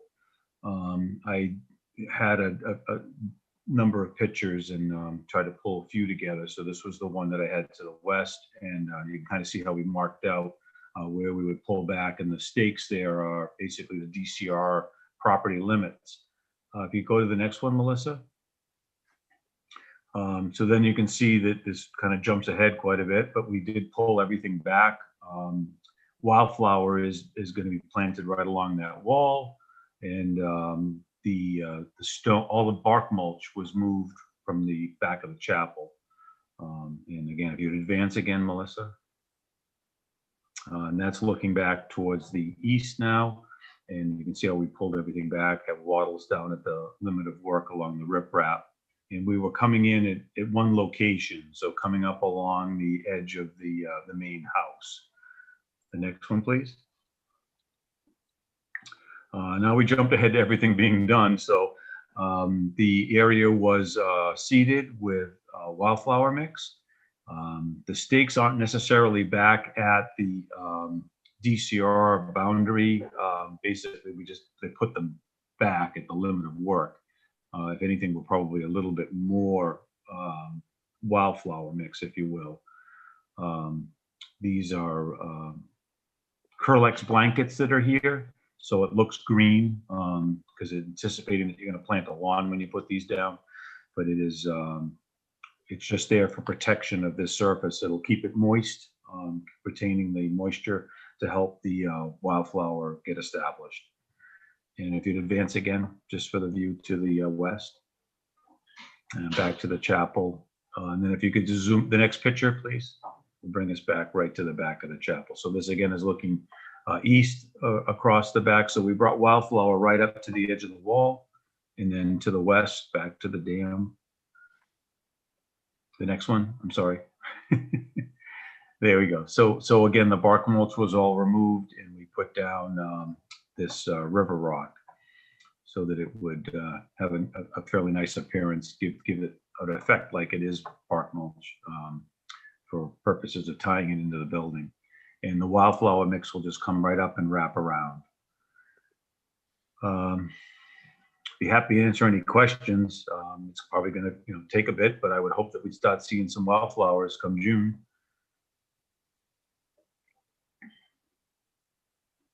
Anybody have any comments? I just, one question. Hey, Peter, when the wildflowers come up, what will prevent them from being decapitated by the people mowing the lawn? Well, okay, so I would hope that they wouldn't mow any of this. I think we would do it seasonally. Once a year, we'd probably get out there and mow this. That will actually enhance the growth of the wildflowers. But that DCR boundary, we're intending to respect that. We probably could put some sort of marker there. I don't see there being a detriment to doing that. So possibly we could put some sort of marker there so they would know that the mowing would stop there. The intent was to have that established zone right through the back of the property from east to west.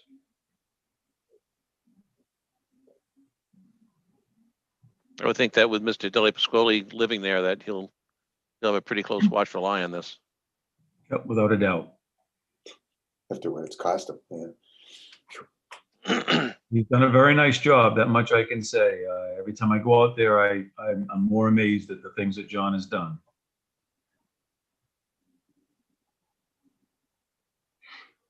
Any other questions or comments for Mr. Bemis? From the commission or anybody else on the Zoom call? Yeah, I think,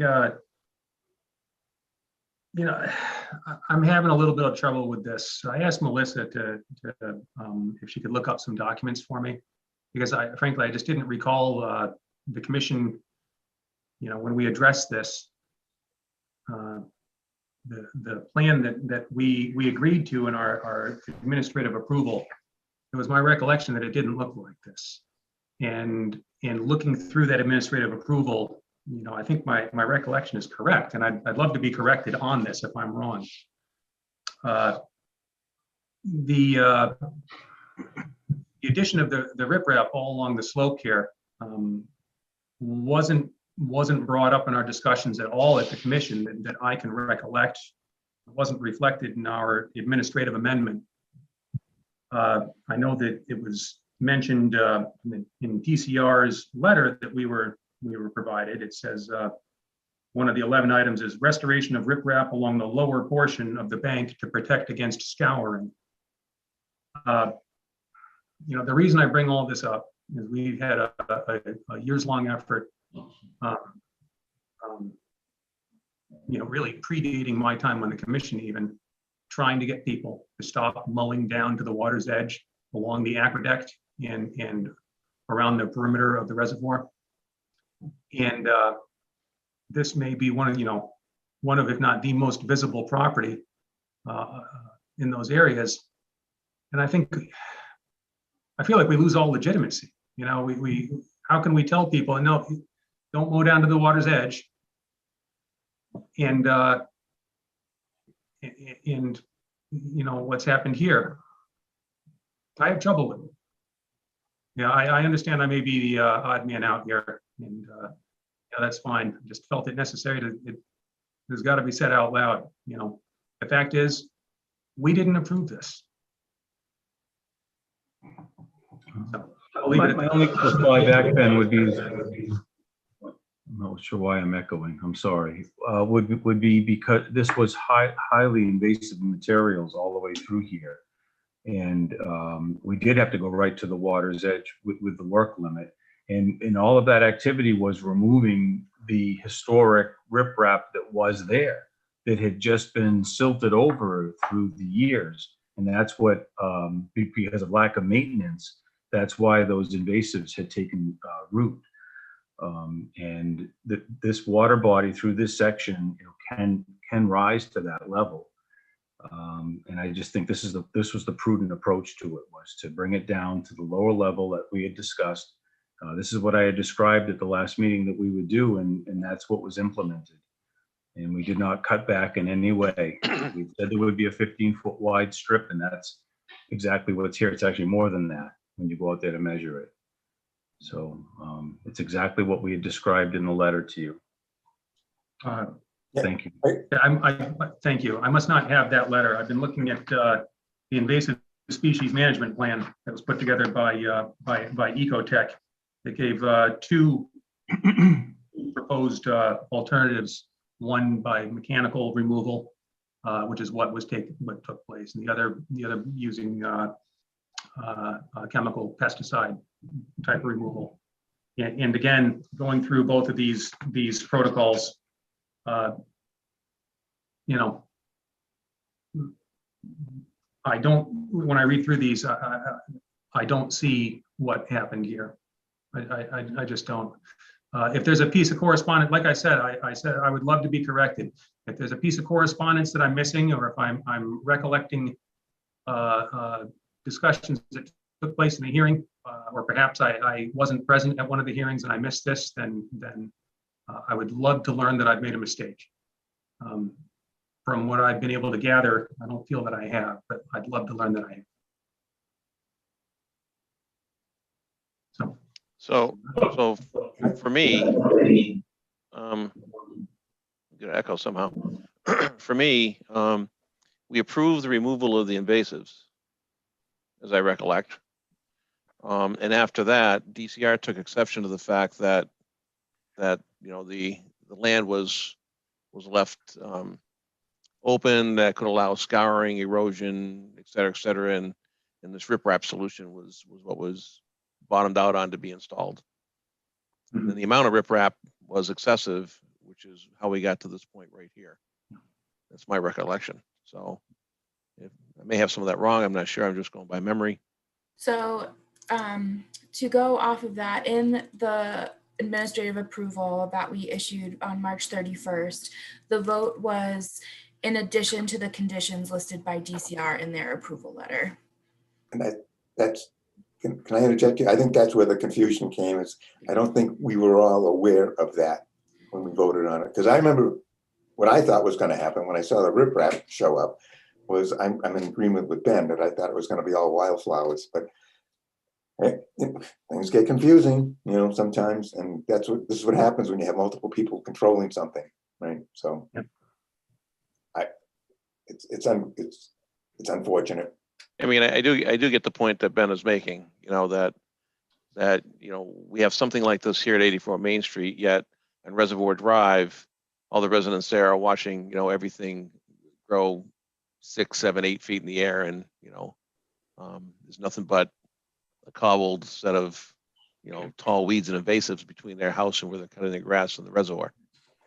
You know, as a kid, I grew up in Marlboro on Holmes Street, and just down the street, the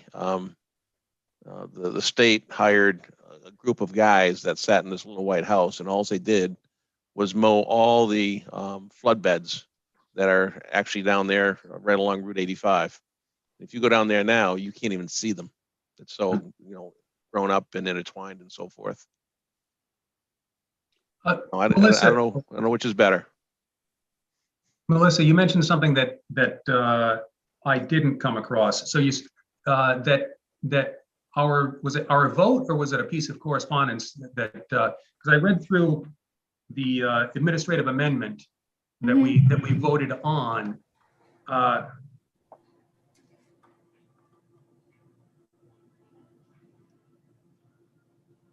Okay, and you're talking about okay, I see the portion you're talking about. Yeah, because we did have the DCR approval prior to us issuing the approval as well.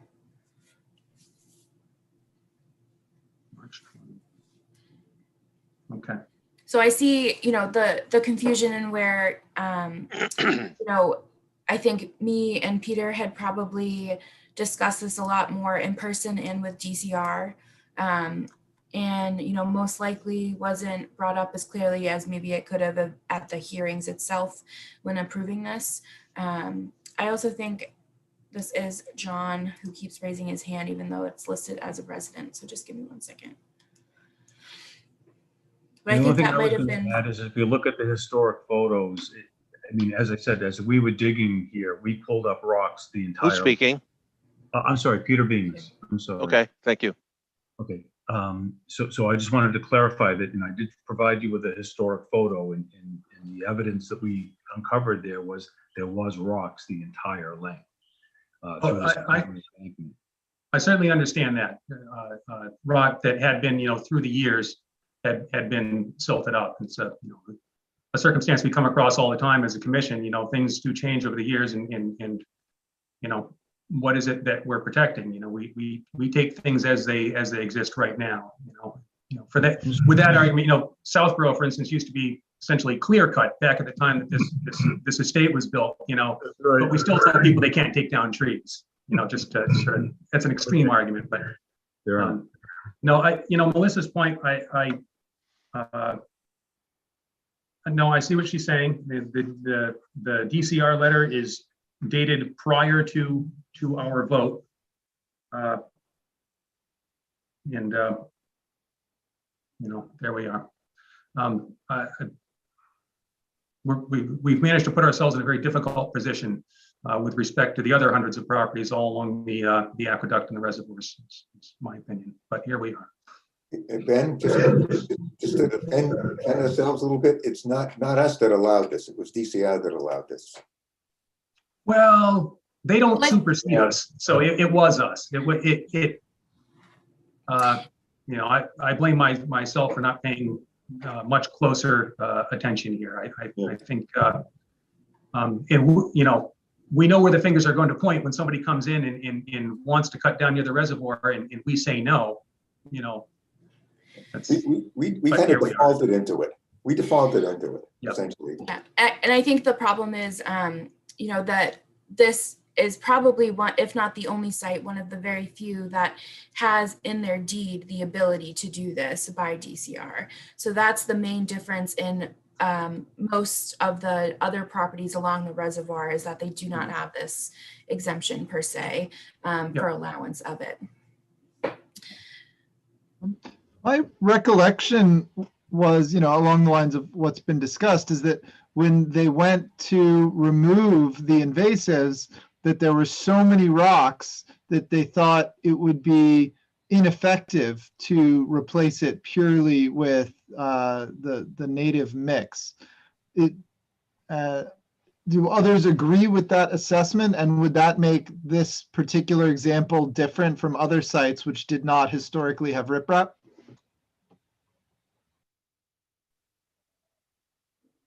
I mean, for me, what makes this site different is the statement that Melissa just made, in that, you know, they have deeded rights that other properties along this reservoir may or may not have.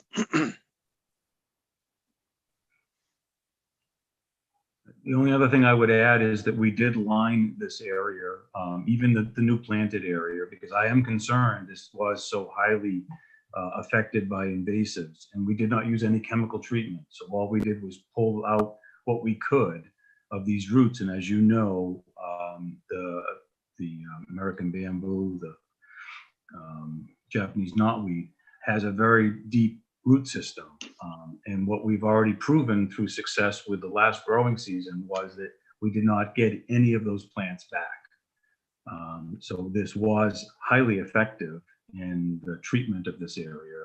I'm now going to see how we do with this new area, because we have wildflower now trying to beat back the knotweed, and I'm not sure we'll have the same success. We may have to go out and spot treat where we might get some coming through, but the goal is that we won't. I mean, we hope that that's the case. But along the entire riprap area, we had no intrusion of that historic knotweed at all. So it did prove effective. Thank you.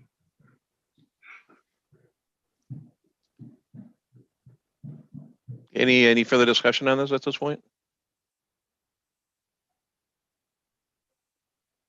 I also do just want to bring up that when the site visit, when we were discussing the pullback of the riprap, Kelly Frida from DCR was there as well. So DCR has been included in this conversation continuously. And that was one of the main differences. We finally got those wood chips out of there behind the chapel, which was a main point of concern from DCR and us as well in the beginning. So there is that Riverstone, like Peter said in the pictures, so that they can access that back of the chapel without continuously eroding that side. So it does seem to be a better alternative than what was there, at least what's there currently in that area too. All right, thanks, Melissa. Okay, anything else on this, or should we move on?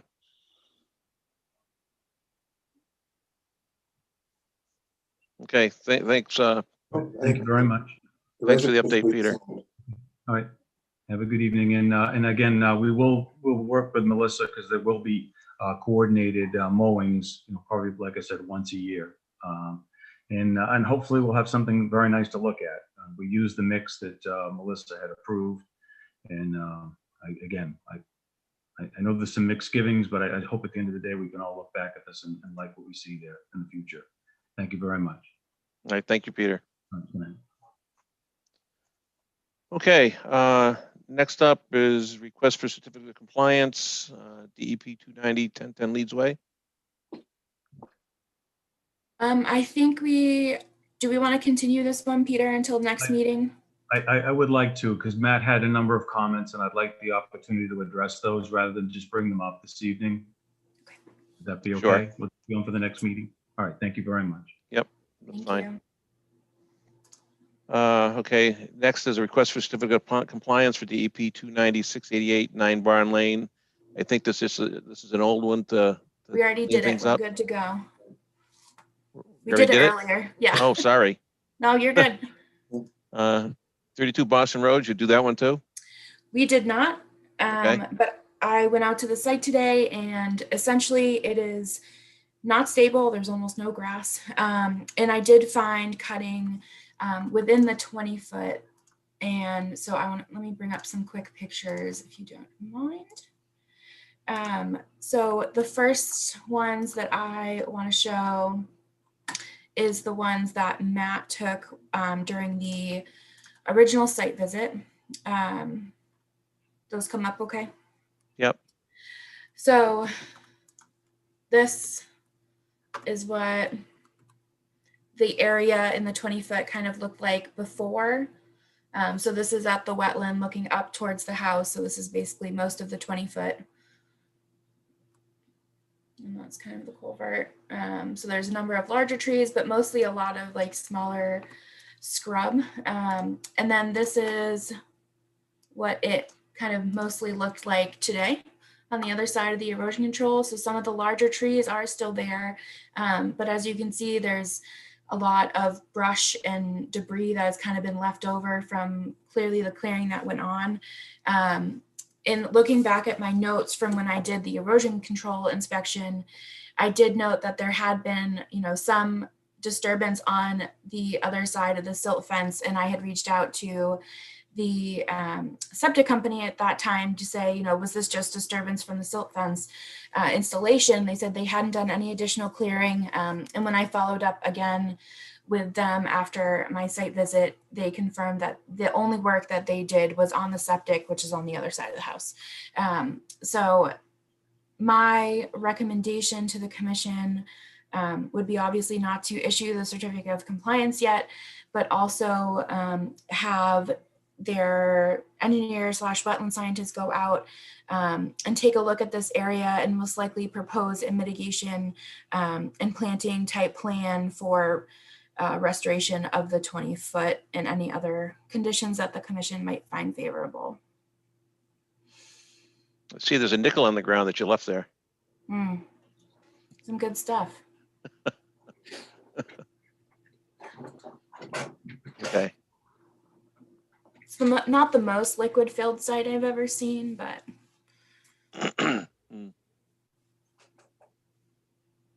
so, it wasn't a complete devastation of the edge, but, as you can kind of tell that, I'm sorry for the angle on this one, they cleared up some of that scrub pretty close to the wetland edge. Do we know why they did this? Have we talked to whoever? I don't.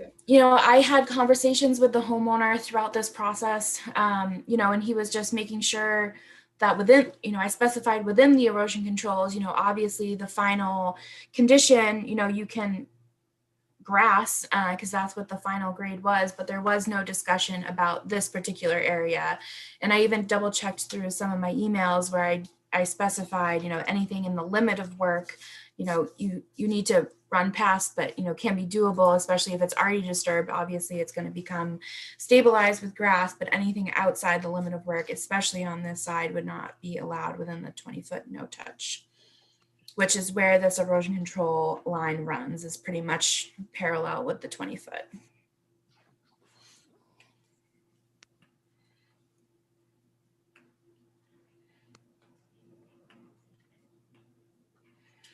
So To me, yeah, I'll throw it back to them, and Yeah. as long as the commission's okay with that line of thought, see what they come up with for the next meeting or the meeting after that, and kind of go from there. The area seemed, stable. There didn't seem like there was anything going into that wetland system. It was just not how it was before. Mhm. So I will follow up with Vito again. I gave him a quick heads up today after I went by, so I'll follow up again with him tomorrow on that plan of action is confirmed. Okay. Sounds like the right direction and plan. Okay, and next is a request for 2-year extension of order conditions. 4, 6, 8, 10, 12 Dairy Farm Lane. Yes, so this is Chestnut Meadows. I think the last meeting or the Right. meeting before, we extended the subdivision and the SMP, so now these are just the original or the individual lots. Mhm.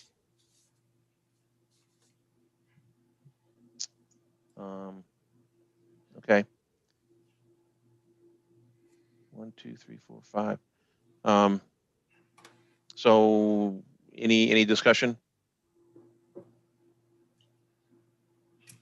right, do I hear a motion to go ahead and extend the order conditions for lots 4, 6, 8, 10, 12, and the corresponding DEP numbers associated with those? Moved. A second? Second. All in favor by roll call vote? Watson, Yes. Smith, Yes. Pete, Yes. Guyer, yes, Gregory, Yes. Wittes, Yes. Pasamato. Yes. All right.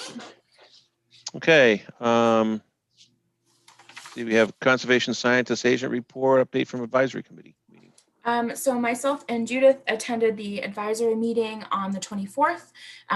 It went as expected. There didn't seem to be any changes to our budget. So we, as far as I know, are getting the increased bump to the stewardship line item. I think it brings us up to about 30,000 under that line, which is about 3 times as much as we had when I started. So I'll call that a win for now.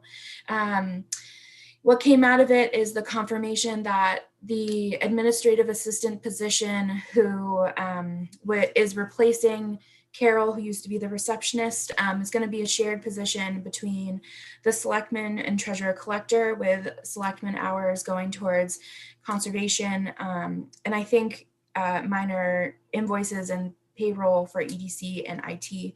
And since then, I have been asked to help with interviews. So hopefully those will be coming soon. And once they have a position, it will give us at least a couple hours a week, which will be better than nothing. But they did seem favorable to pushing for an actual administrative assistant in the future. So they said, essentially don't give up and be forthcoming in the next couple years to keep on top of what we need and what we want. Okay. That's good news. Are you What was going to ask the applicants if they have boots? Yeah, I don't think they'll be leaving their desk, but No, we don't want them in the field. No, we need to No have field somebody there trips. that's available when, a resident or somebody walks in from the street. Yeah. They don't see an empty desk. yeah, for me, it'll just be a huge, even if they're not 100% hours for us, they'd at least be able to filter, some people coming in and being the first contact to kind of take in any questions instead of just coming upstairs and saying, oh, she's out, sorry. So this will be a great help for me, at least on that aspect, I think. Yeah, certainly when we finally get past this, COVID pandemic, and people will be able to come in the townhouse and walk up those stairs. Right. Not having an empty desk there is a good thing. Yeah. Yeah. Nope. So baby steps, so progress, so that's good. Progress, yes, baby steps. So thanks for doing that, Melissa, and Judith, for going there and supporting. I appreciate that. Yes, and thank you to Mark and Ben as well. They brought up the previous conversations that you guys have attended meetings as well. So that was great. Okay. Let me see. Lucas, Matt, anything to bring us up to date on in terms of Not really, just my reports were all contained within previous discussions tonight. All right, thank you. And then we have approval to use wetlands protection application funds for the MACC virtual conference. Yes, so I have only gotten signups for Judith. So right now I just have that, the total for hers, and she will be completing her fundamental certificate, which is a great plus for us. So that would be $330 total. So my request would be to use WPA funds for that amount, with the caveat that I am going to double check with the town accountant that we might be able to use the $123 we have left in our dues line item. But if that fails, I would like to take it out of the WPA. Okay, we need a vote for that. Yes, please. All right, do I hear a motion to approve taking the sum of $325? 330. $330 from the WPA funds for the MACC conference for Judith to attend. So moved. Is there a second? Second. Okay, all in favor? Watson, Do I vote? if you want to, you can recuse or abstain. I'll abstain. Okay. Smith, Yes. Pete, Yes. Geyer, Yes. Gregory, Yes. Wittes, Yes. Masmato. Yes. I just can't do any more virtual meetings. It's just too many. Yeah, we know. Zoom fatigue really is a thing. Sure is. All right, I think that's all that I have. So that's a wrap. That's a That's wrap. 2 hours. Have we ever finished in 2 hours? Last meeting, it was Last like meeting. 48. Yeah. Oh, it was, yeah. I went to get on. I couldn't get on. I texted Melissa. She says, we're done. I said, no wonder I can't get on. Yeah. It was so early, I had to give him a play-by-play because I didn't know what to do with myself, so. That's All right. about Do I it. hear a motion to adjourn? So moved. That's a first and a second right there. All right, we ready to roll? Yep. Watson, Yes. Smith, Yes. Pete, Yes. Guyer, Yes. Gregory, Yes. Wittes, Yes. Passamato. Yes. Right. I noticed the motions to adjourn come up faster than other motions.